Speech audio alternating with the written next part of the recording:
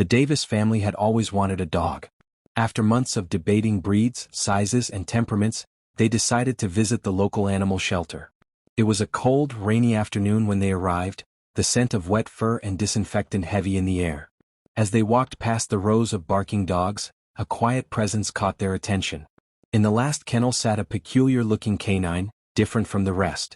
It had piercing golden eyes that almost seemed to glow, a thick coat of dark fur, and an air of mystery that made it impossible to ignore. Unlike the other dogs, it didn't bark or whimper, it simply observed. That one, little Emma, the youngest of the Davis family, pointed excitedly. The shelter worker hesitated. "Are you sure? This one's unusual. We don't know much about its history. It was just found wandering in the woods alone." Despite the hesitation, the family felt a deep connection to the strange dog. They decided to adopt it and name it Shadow. A growing mystery. From the moment Shadow entered their home, peculiar things began happening. At first, they were small oddities, the way he never made a sound, the way he seemed to understand every word they said. Unlike other dogs, he didn't play with toys, didn't wag his tail excitedly, and refused to eat regular dog food. One night, as Mr. Davis was closing the windows, he noticed Shadow staring at the moon, his golden eyes reflecting the light in an unnatural way. A shiver ran down his spine. "Just a dog," he whispered to himself. But deep down he wasn't so sure. As the weeks passed, Shadow's odd behavior intensified. He never barked, but his growls carried an almost human-like depth. His intelligence was uncanny. He could open doors, disappear for hours without a trace, and return without a single speck of dirt on him. Most alarming of all, he never seemed to sleep. No matter the time of night, if anyone in the family woke up, they would find Shadow sitting at the foot of the bed, watching. A visit to the vet. Mrs. Davis decided it was time for a checkup. The family took Shadow to Dr. Ellen Carter, the town's most experienced veterinarian. As Dr. Carter began her examination, she noticed something was off. The dog's heartbeat was irregular, its muscles were unusually developed, and its teeth, especially the canines, were sharper than they should be. Then she noticed something that made her blood run cold. Underneath Shadow's thick fur, just below his neck, was a faded, tattoo-like marking. Dr. Carter stepped back, her face pale. "Where did you say you found him?" she asked, her voice unsteady. Mr. Davis hesitated. "The shelter said he was found in the woods." What's wrong?" Dr. Carter didn't answer. Instead, she stood up and excused herself. Moments later, she returned, accompanied by 2 uniformed police officers. The unbelievable truth. The Davis family watched in confusion as the officers examined Shadow. One of them, Officer Reynolds, exchanged a knowing glance with Dr. Carter before turning to the family. "Mr. and Mrs. Davis, I need you to step outside for a moment." Emma clung to Shadow, unwilling to let go. But the officers were insistent. Once outside, Officer Reynolds sighed heavily. "That's not a dog." The words hung in the air, heavy with meaning. "What do you mean it's not a dog?" Mr. Davis asked incredulously.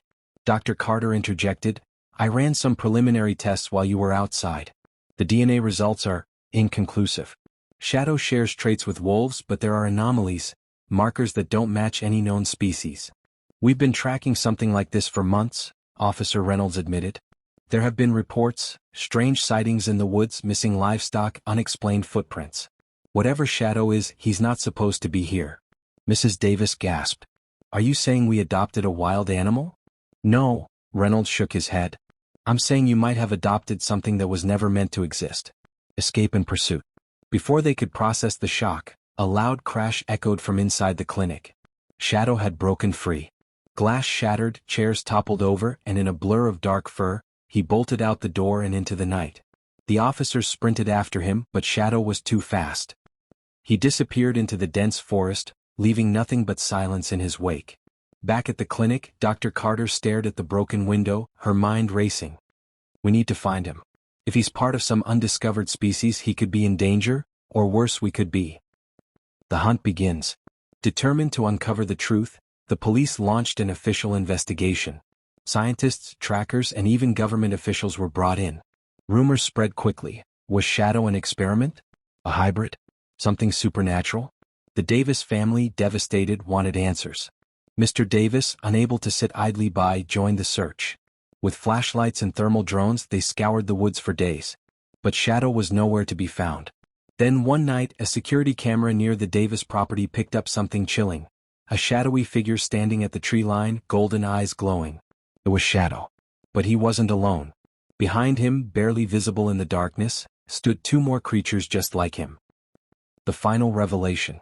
Shadow had never been alone. He had a family. Perhaps he had been lost, separated from them. Or maybe, just maybe, he had been sent into the human world as a test, to see if he could blend in, to see if humans could be trusted. Whatever the reason, Shadow had returned to where he truly belonged. The Davis family never saw Shadow again, but sometimes late at night, they would hear distant howls. Howls that didn't quite sound like wolves, howls that carried an eerie intelligence, a voice that almost seemed to call their names. And they knew deep down that Shadow was watching over them. Moral of the story. Some mysteries are never meant to be solved. Not all creatures are meant to be tamed, and not every bond can be explained by science. Sometimes, love is about letting go, even when the truth remains a mystery.